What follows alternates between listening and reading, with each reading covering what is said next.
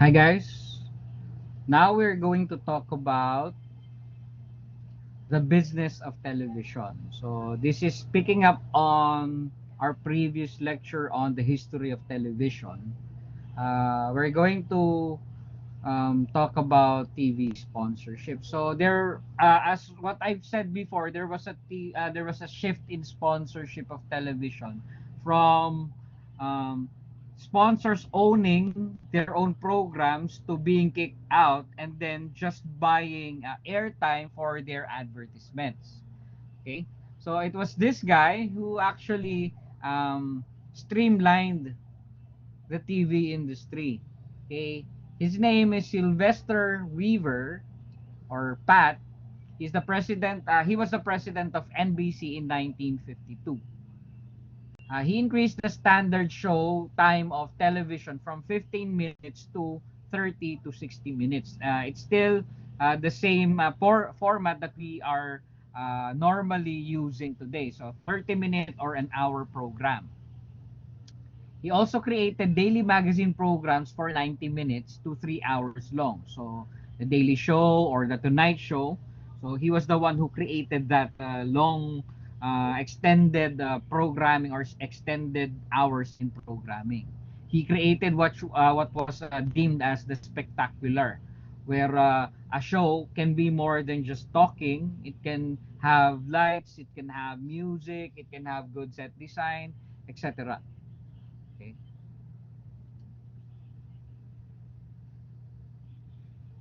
So during the 1950s to the 1970s, the television airwaves were dominated by three um, networks, and a fourth network was actually gaining momentum. These networks are CBS, are NBC, CBS, and ABC. And PBS was the fourth network that was gaining momentum.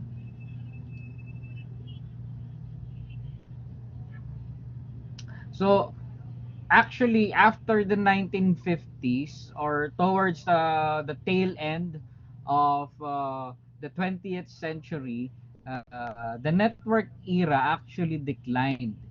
Uh, some of the reasons why they declined was because of, well, technology in itself, because television technology is becoming more and more advanced. So they developed satellites, VCRs, and cable television. So free TV has competition in the airwaves, and free TV has already competition in the um, television sets of their consumers. So FCC and the Justice Department also established new rules that avoided or that in a way minimized the monopoly or the hold of these networks to the programming. Okay, so networks can no longer air programs during 6:30 to 7 o'clock, okay, to inspire local content. So 6:30 to 7 o'clock is reserved for local content. Okay, networks can't get rich of syndication or syndicating their own programming, so they had to sell the rights of syndication to their own programs. Okay, and networks had to limit their own content. Okay, so what does this mean, limit their own content? This is very interesting, and maybe I'm going to explain this in connection with our own or the Philippines' own programming. So this also is still relevant in the US today. Now, for example, networks can only produce 5 hours of prime time entertainment per week and 8 hours of non-prime time entertainment per week. Okay? So TV news magazines are not included in this. So what does this mean? It means that for example, in one particular network, that if you have, let's say, 10 hours of broadcasting time, so they are only allowed uh, per day, they're only allowed 1 hour of original content. When we say original content, these are shows that are produced directly by networks. Okay, so there are a lot of airspace or time slots that are available. So what do? They buy shows or right to broadcast shows and then put them in these time slots. Okay, so this is very different because in today's for in the Philippines today, networks are allowed all the time slots to be used by the network. They have the networks in the Philippines are not regulated in terms of number of hours of original broadcast. As you can see, or as you know, say for example, ABS-CBN, well, the previous ABS-CBN, GMA TV5 has control of what programs they can put in those particular time slots, and of course they should they choose to, they can produce any show that they can air. Okay, so what this means is the government of the Philippines do not have no do not have control over the content of the programs. Unlike in the US where they only allow networks to produce 1 hour shows, okay? Other time slots, what they have to do is they buy shows, they buy TV series, they buy shows from independent producers. Okay? Unlike here in the Philippines where every show is actually produced, okay? Every show is actually produced by the networks themselves. Okay? So that's the difference. So what does it do? It actually creates competition and it creates better programming. So that's the reason why competition in terms of show production, okay, is very intense in the US. Okay? So because if you don't keep the audience interested, then the shows will actually be canceled off, or they can buy other shows to replace the ones that they have in that particular time slot. So that's the difference. Okay? So independent show producers actually uh, were enabled because of this particular regulation. Okay? This regulation made room for independent programming. Okay?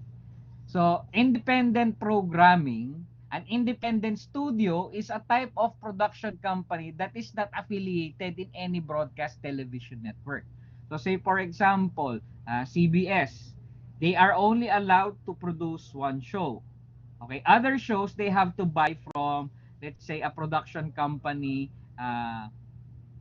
by a certain, let's say, a production company owned by Aaron Sorkin or by Frank Darabont or by Vince Gilligan. So these shows, okay, the creation of these shows are not really relevant. I mean, the networks do not have control over the content of these shows. Okay? There are some examples, like for example, well, cable television, HBO produced Game of Thrones. Frank Darabont, okay, produced The Walking Dead. Si Shonda Rhimes, of course, produced Grey's Anatomy. Vince Gilligan produced Breaking Bad. Zorkin produced Sports Night and West Wing, and Chuck Lorre produced Big Bang Theory. So they are the ones in this photograph. Okay. So this means that, of course, in terms of creation and in terms of creative content, it is better to do it that way. That the producers, the showrunners have the freedom of developing their own concept, writing their own script without any control of the network. Okay. Also, we have to talk about conglomeration in television networks. What does that mean? A conglomerate is a combination of two or more business entities or similar business that fall um, under one corporate group, usually involving a parent company and many subsidiaries. Often, a conglomeration is a multi-industry company and is often large and multinational. So this is what makes this is a very dangerous part of television broadcast. So that's the reason why they have to do independent programming.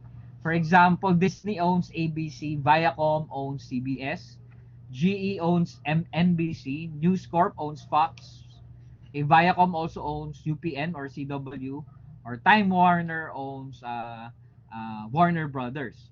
So, kumbaga, just like here in the Philippines, actually, conglomeration also exists, right? In terms of who owns networks, okay, they own a lot of other businesses as well. Okay? So the economics of television, or primetime television production or primetime production traditionally uh, is basically produced by independent players. Okay?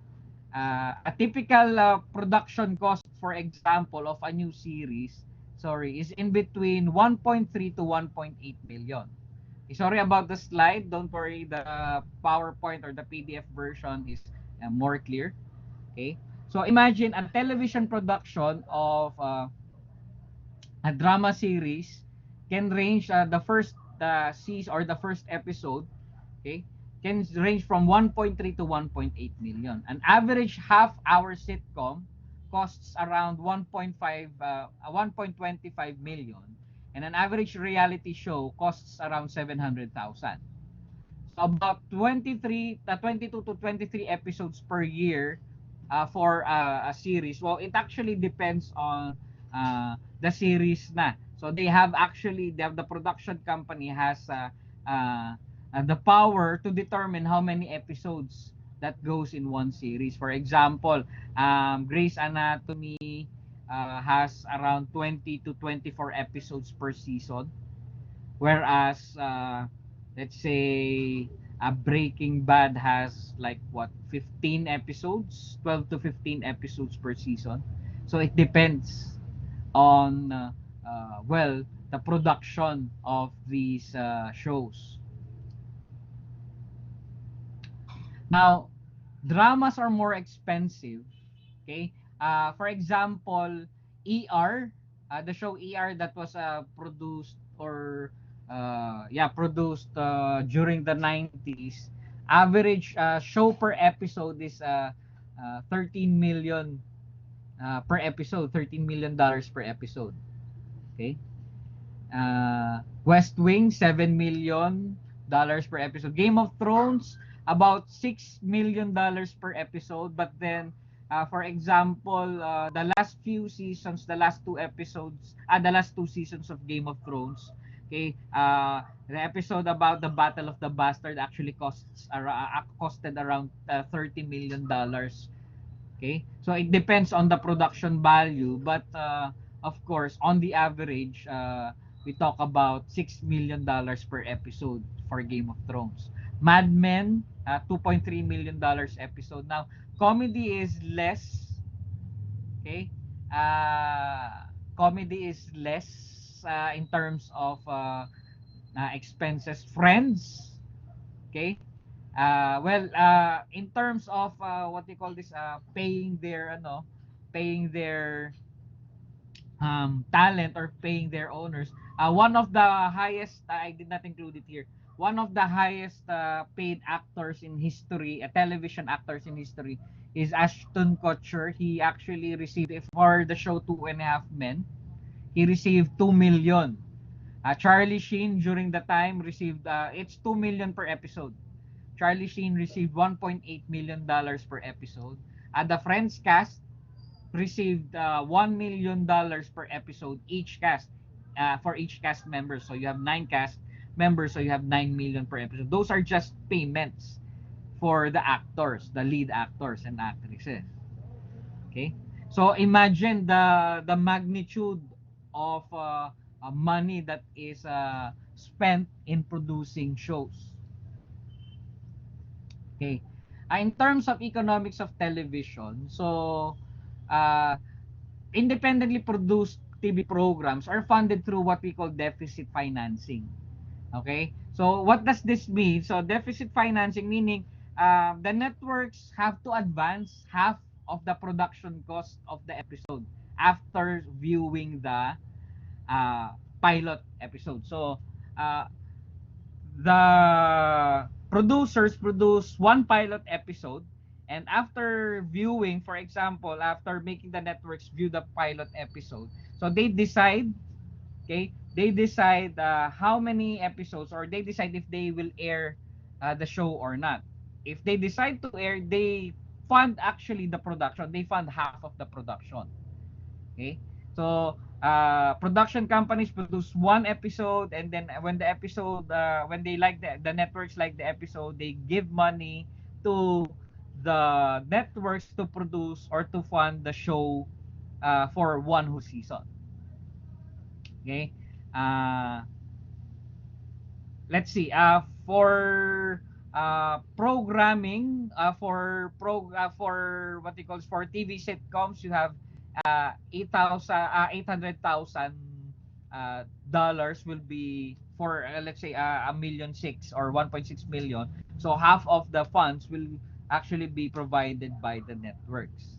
Okay, and then comes syndication. So syndication is very lucrative. It's because it's already done. The episodes are already done. You have to just sell it to to let's say to networks, and you don't have any production cost anymore because basically the videos or the episodes are already done. They are already recorded. It's what we call reruns. Okay, of course, if for example Friends, even now they still run Friends. So some TV stations still show Friends in their network. So syndication, okay, meaning they pay for they pay the production company, but the production company actually does nothing but sell their rights only. Okay, so a show is golden if they actually uh, if it actually does syndication na. Okay. Reruns. Okay, I'm going to I have discussed this already. Yeah, and lastly you have TV ratings. So this is how they determine the popularity of the show or the popularity of the television show. TV ratings is a share of percentage of all TV household using television, and that time watching a particular TV show. Okay. Sorry about the presentation. When Collaborate actually converts the pictures, they became it becomes messed up. Okay, so TV ratings, for example, one company that measures TV ratings is Nielsen Media Research. So to measure TV audiences and TV viewing matrix ratings or frequency, they use a proprietary electronic device and software called the people meter. So this is an example of the people meter. So they actually give this to households.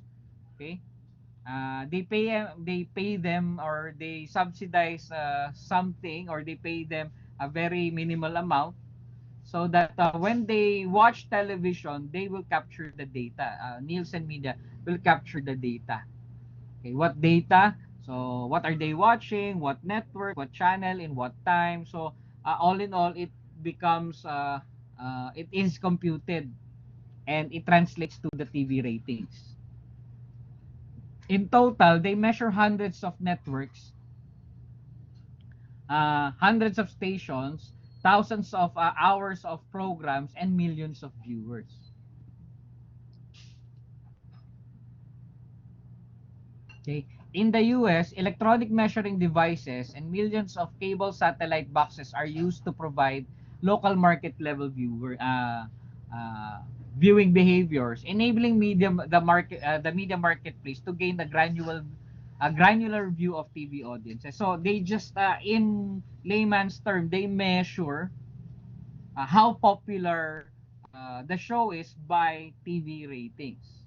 How do they measure it? They use TV boxes, they use well the people meter, they use login services for Netflix. So these data they collate to determine which TV show is popular, which TV show is extended or is cut off.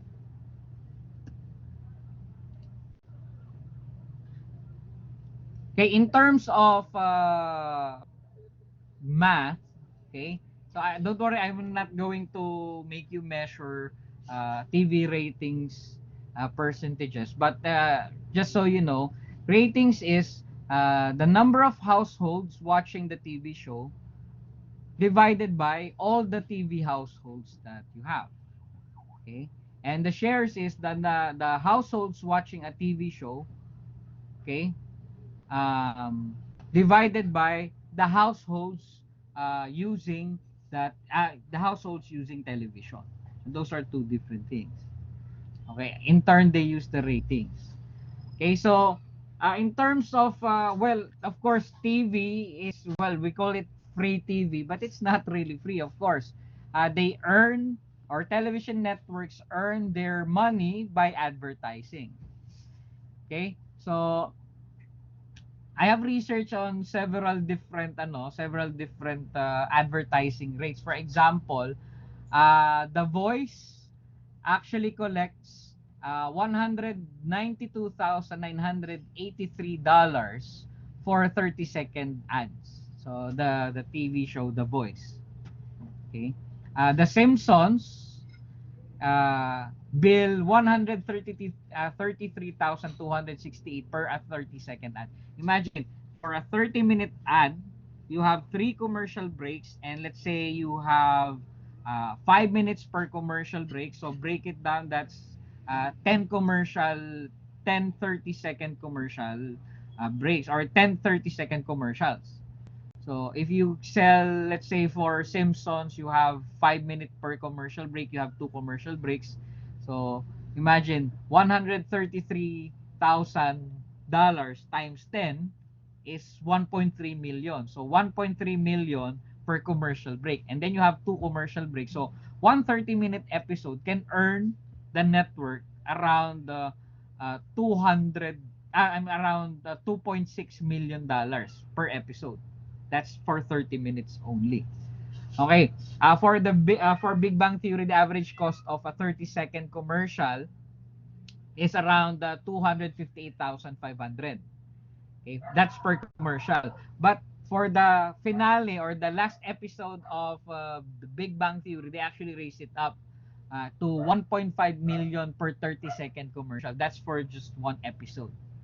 Okay, the final episode of the Big Bang Theory, they build 1.5 million, because of course the number of viewers.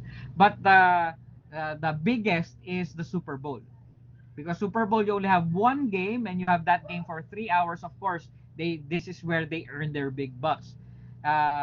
In 2019, they don't have a 2020 rates. Just they did not release it online. But for 2019, the cost of airing a 30-second commercial in the Super Bowl is between 5.1 to 5.3 million dollars per 30-second commercial. Okay? So imagine how big the business, how big advertising is, or the advertising revenue is in television. Okay? So we're going to discuss this here in the Philippines then. Of course, the trajectory now in the Philippines is very different because of the cancellation of ABS-CBN's franchise. Anyway, we're going to talk about it in the next video. All right? So that actually ends my lecture on the business of television. Okay? So this ends my video. So if you have any questions, again, you can send me a course message, or you can ask me the question in our synchronous sessions. Okay? So thank you very much for watching, and I'll see you in my next video.